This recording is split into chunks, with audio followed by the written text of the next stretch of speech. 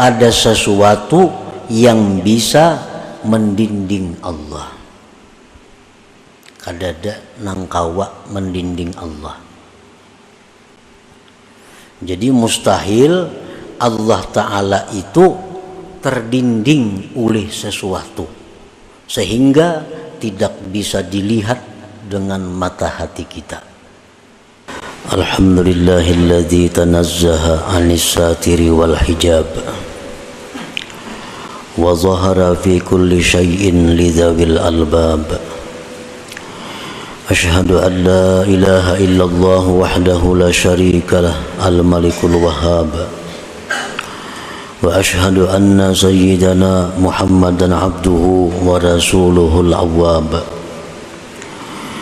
Allahumma salli wa sallim ala sayyidina Muhammadin al-hakimi bil adli was sawab wa ala alihi wa sahbihi wa dhurriyyatihi ila yaumil ma'ab.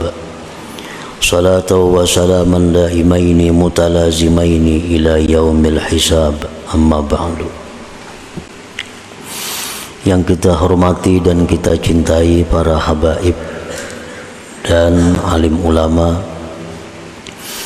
para muhibbin, hadirin hadirat rahimakumullah. Alhamdulillah, segala puji bagi Allah atas anugerah yang selalu dilimpahkan kepada kita. Salawat dan salam kepada junjungan kita Nabi besar Muhammad sallallahu alaihi wasallam dan kepada para sahabat, zuriat dan pengikut beliau sampai hari akhir. Al-hikmatu tsalisatu wassalasun minal hikamil ataiyah. Qala al-imam Ahmad ibnu Athaillah as-Sakandari rahimahullah wa nafa'ana bi ulumi.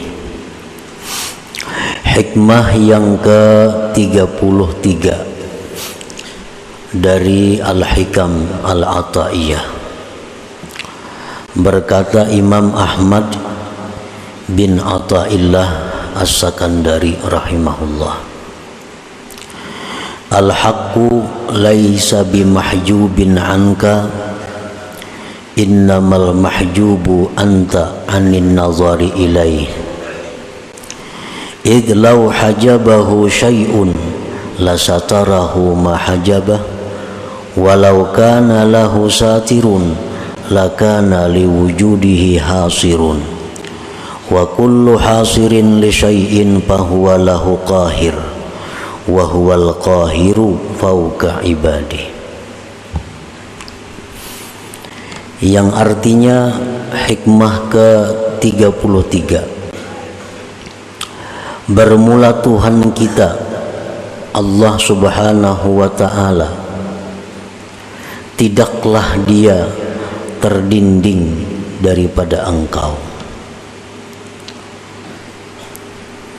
hanya saja yang terdinding itu adalah engkau daripada memandang kepadanya.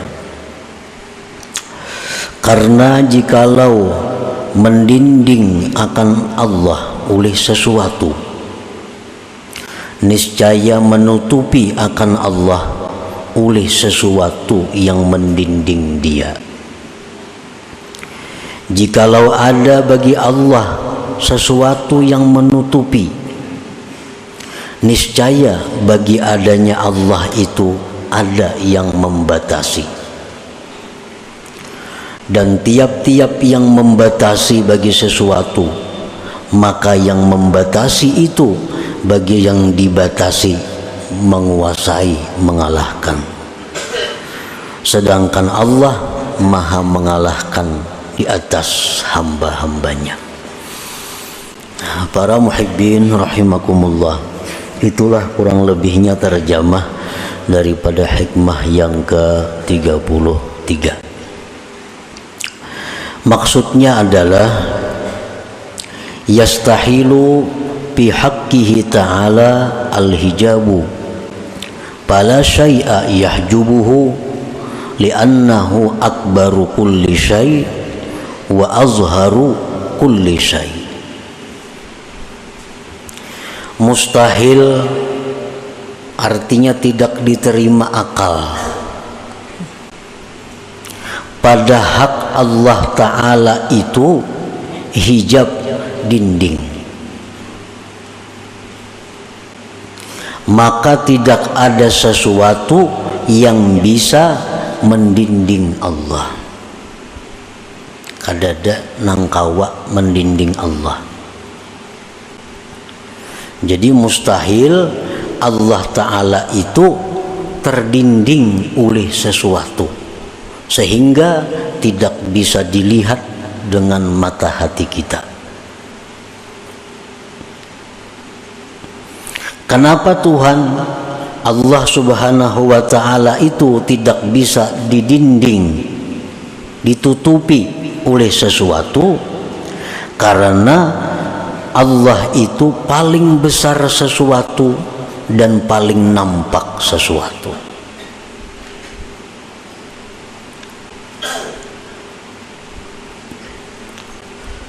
Allah itu maha besar. Selain daripada Allah itu kecil. Maulah nang kecil ini melindungi lawan yang maha besar. Kan mustahil.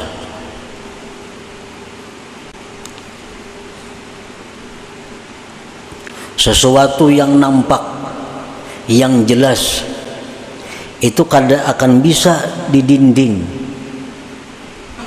ditutupi oleh sesuatu yang samar, yang kada jelas. Wa idza lam tarahu wa huwa akbaru wa azharu min kulli syai' fa syai'un fika yahjubuka an musyahadatihi. Apabila mata hati engkau itu tidak melihat Allah, padahal Allah itu paling besar sesuatu, Allah itu paling nampak dari segala sesuatu.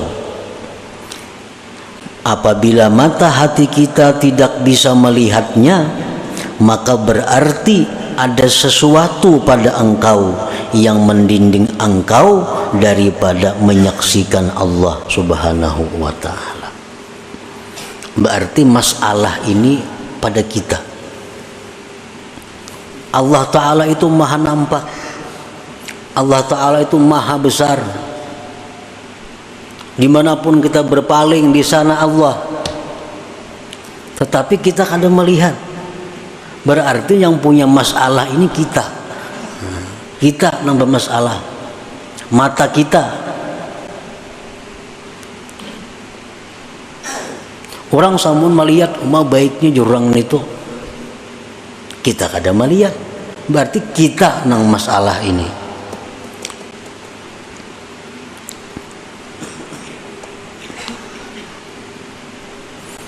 Apakah sebabnya kita itu tidak bisa musyahadah kepada Allah? Apa sebabnya kita ini kada bisa ingat lawan Allah? Kadang-kadang kita di hadapan Baitullah, ya tuh kada ingat lawan Allah. Padahal yang di hadapan kita ini adalah Baitullah. Amun di pasar kada ingat karena ramainya orang, sibuknya orang. Lalu kita kada ingat lawan Allah.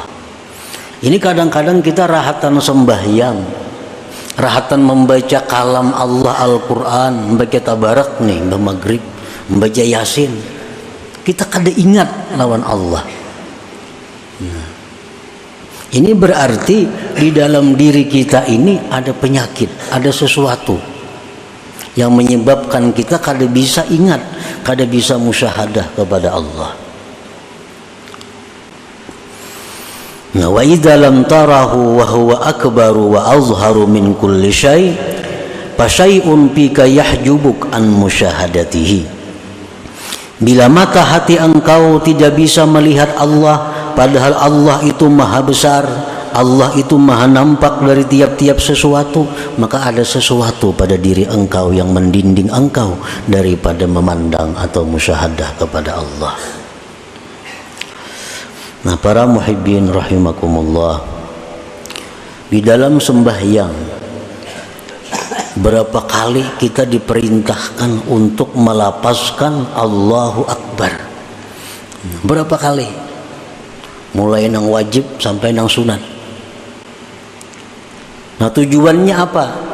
Tujuannya supaya kita ini ingat bahwa yang maha besar itu Allah. Yang perlu diingat itu adalah Allah. Yang perlu ditakuti itu adalah Allah. Yang perlu diharap itu adalah Allah.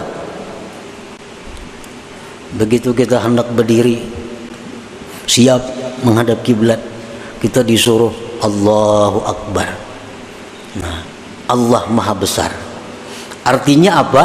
Supaya mulai kita ucap Allahu Akbar itu nang lain ini hilangan karena halus-halus. Setiap kali kita berhadapan dengan nang besar, ada nang halus-halus, nah halus tuh ada kelihatan lagi. Nah, makanya disuruh Allahu Akbar. Hendak ruku, supaya ruku kita ini bujur-bujur kepada Allah. Jangan sampai di dalam ruku itu ada hati kita selain Allah. Disuruh pulang kita Allahu Akbar, hanya ruku. Nah, jadi ini merupakan peringatan-peringatan tanbihat, agar kita selalu memandang, selalu mengingat yang memang berhak untuk diingat, karena itu yang maha besar, yang maha nampak.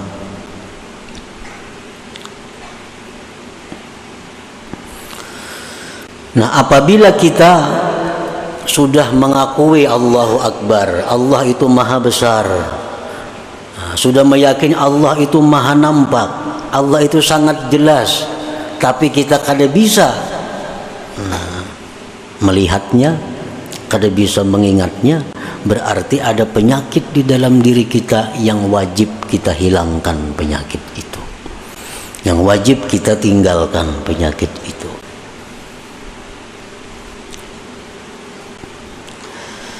Nah, apa penyakitnya sehingga kita ini kada bisa musyahadah lawan Allah?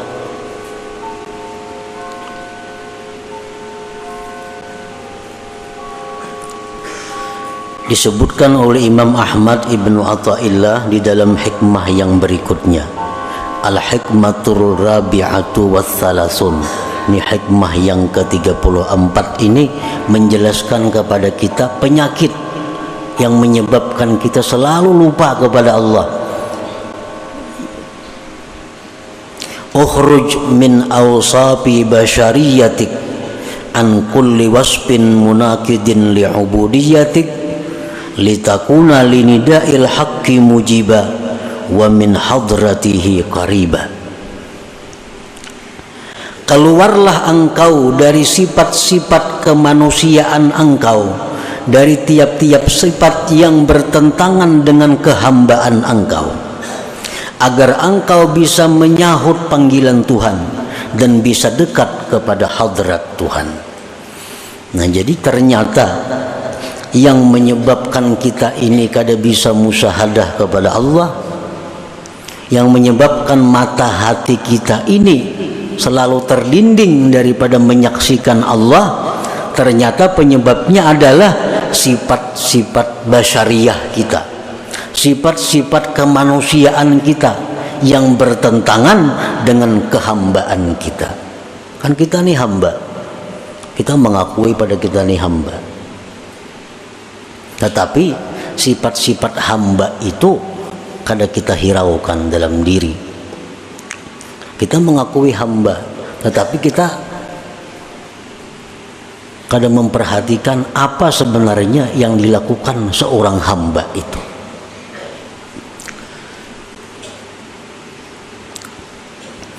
Nah, maksud daripada hikmah yang ke-34 ini adalah khalli qalbak anis sifatil mazmumah al-bahimiyyati was-sabu'iyyati wasyaitaniyati war-rabbaniyah wa halliha bi sifatil ubudiyah yukshaf lakal hijab alladzi fik fatarallah akbar wa azhara kulli syai. Bersihkan hati engkau dari sifat yang tercela, baik sifat kebinatangan, sifat kebuasan, sifat syaitan, sifat ketuhanan yang ada dalam hati kita itu mesti dihilangkan, karena itu yang menghalangi kita daripada musyahadah. Itu yang menyebabkan kita ini lupa kepada Allah, lupa kepada Allah. Padahal kita berada di tempat yang semestinya Allah sangat jelas.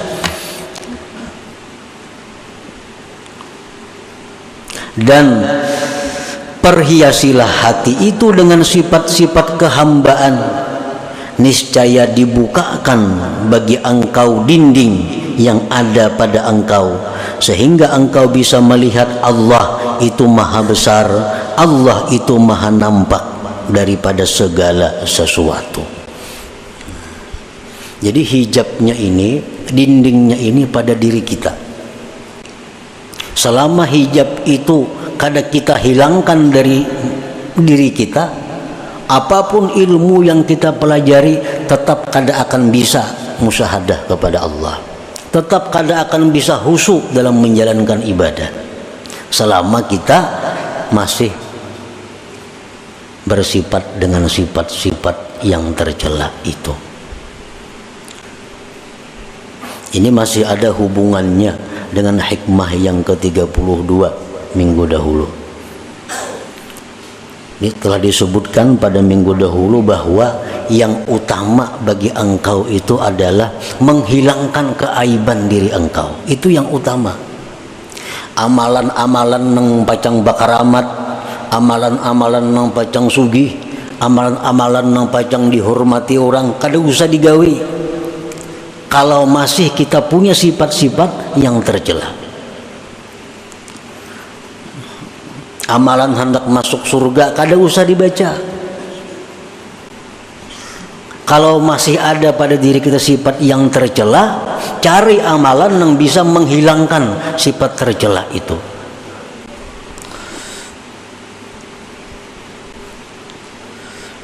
Sifat bahimiyah, kita lahir ke dunia, seorang manusia ini disertai dengan 4 sifat itu. Sifat kebinatangan, kebuasan, sifat syaitan, dan sifat ketuhanan. Keempat-empatnya ini mesti dibersihkan. Sifat bahimiyah itu macam apa? Kebinatangan itu kaqada'i syahwatil batni wal farji wa ma yatba'uhuma min hubbiz zina wa hubbil mal. Sifat kebinatangan yang ada pada diri kita ini adalah selalu ingin meluluskan syahwat perut dan syahwat kemaluan. Ini sifat kebinatangan. Nang jadi prioritasnya adalah makan dan kawin. Bahasa kitanya itu.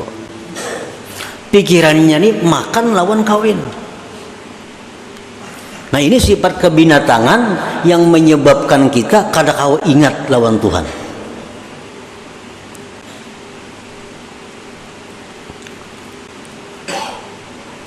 Dan sifat yang mengikuti makan dan kawin.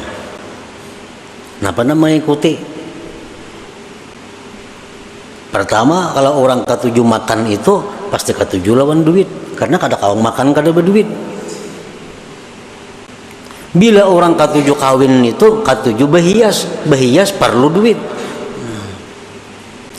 Kawin tuh perlu berhias, nukar baju nang hanyar, nukar ini, nukar itu, beraksi supaya dilirik orang, supaya diketujui orang, berhias, berdandan, biaya mahal. Nah perlu kepada duit. Nah sifat itu nang maulah kita ini kada kawa bujur di dalam ibadah kita. Rahatan sambahyang nang dipikirakan mbah ini kan aku makan napa narahatan sambahyang imbah sambahyang nih ini mbah sambahyang nih kasaruan kayaknya nih napa ka iwaknya di saruan nih dalam sambahyang dikirakan iwak di saruan nih napa. Nah, ini sifat kebinatangan. Nah itu nang kita bujurakan. Jadi amun ada amalan-amalan nang supaya hilang, nang supaya bersih kita dari sifat kebinatangan, itu amalan nang perlu kita amalkan. Misalnya ada amalan bila kita baca ini kita akan bisa mengendalikan nafsu kita. Nah itu amalan yang paling bagus dibaca. Kada usah minta amalan yang ilmu laduni, kada usah. Kada usah minta amalan supaya doa mustajab, kada usah. Kada usah minta amalan supaya rezeki datang, kada usah. Selama dalam diri kita ada sifat yang tercela. Sifat kebuasan, kal ghadab seperti marah. Marah tuh buas. Sedikit-sedikit sari, sedikit-sedikit sari. Nah orang nang penyarikan ini terdinding juga, kada akan bisa musyahadah kepada Allah.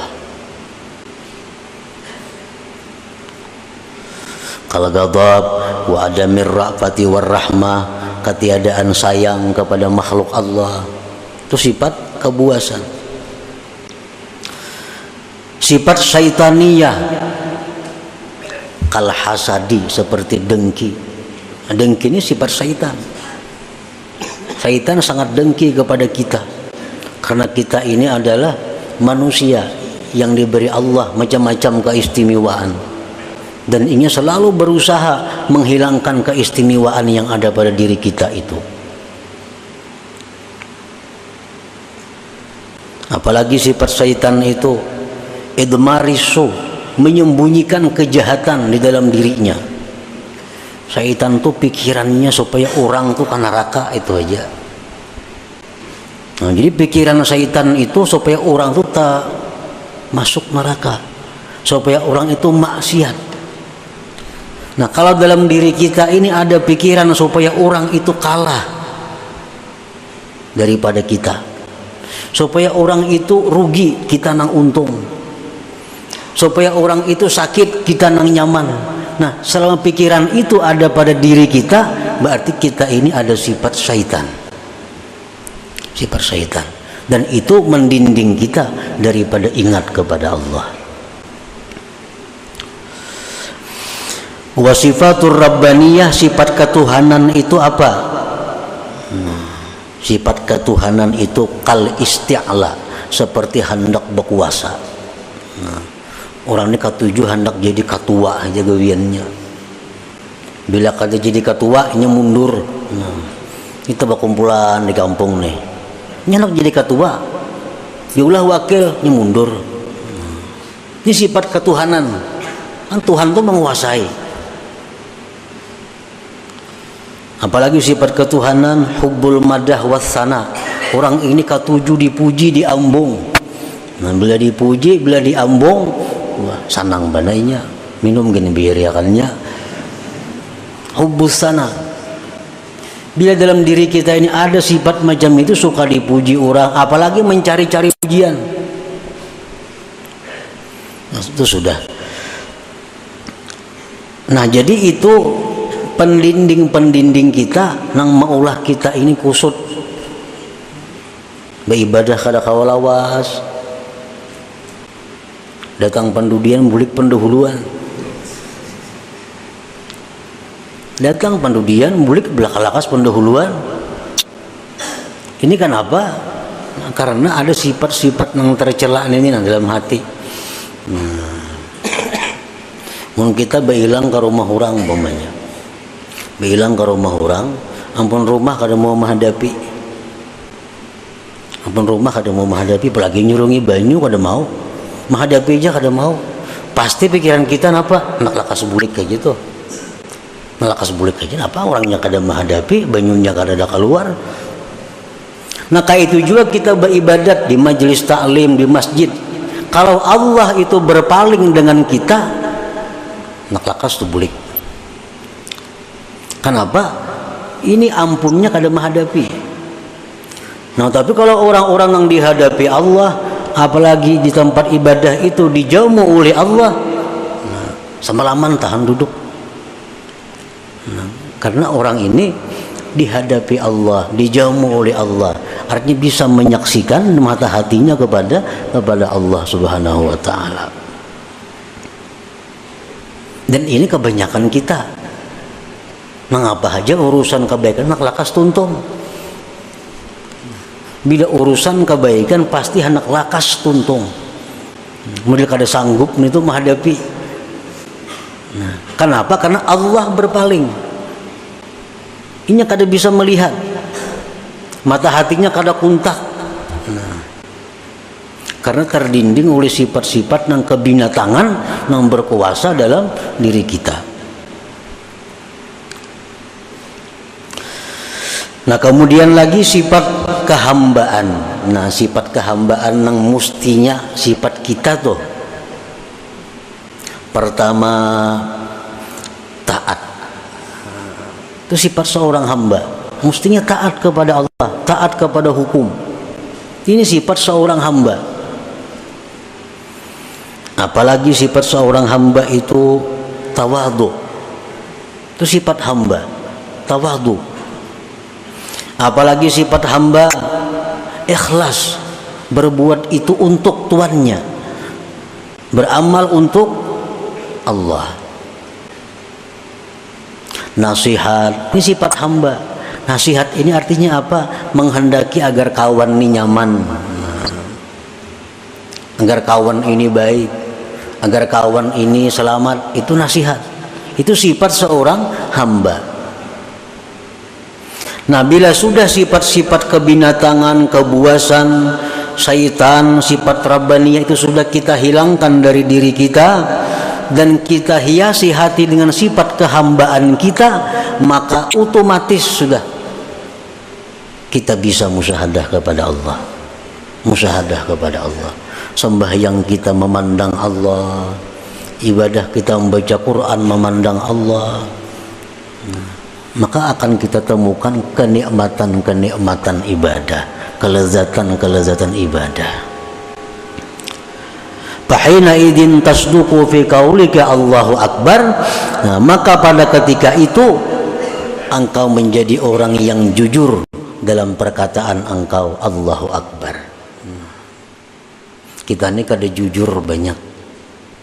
Kita harus mengakui bahwa kita ini kada jujur. Terutama kepada Allah, terutama kepada Allah. Kita mengucap Allahu Akbar, nahap Allahu Akbarnya, berangkat tangan lagi. Tapi pada praktiknya kita kadang menganggap Allah itu yang besar. Ada usaha kita yang maha besar, ada duit kita yang maha besar, jabatan kita yang kita agungkan mati-matian. Ini kada jujur dengan Allah. Dalam sembahyang, inna salati, sembahyang ulun, wa nusuki, ibadah ulun, wa mahyaya, hidup ulun, wa mamati, mati ulun, lillah, bagi Allah Rabbil Alamin. Itu pengakuan dalam sembahyang.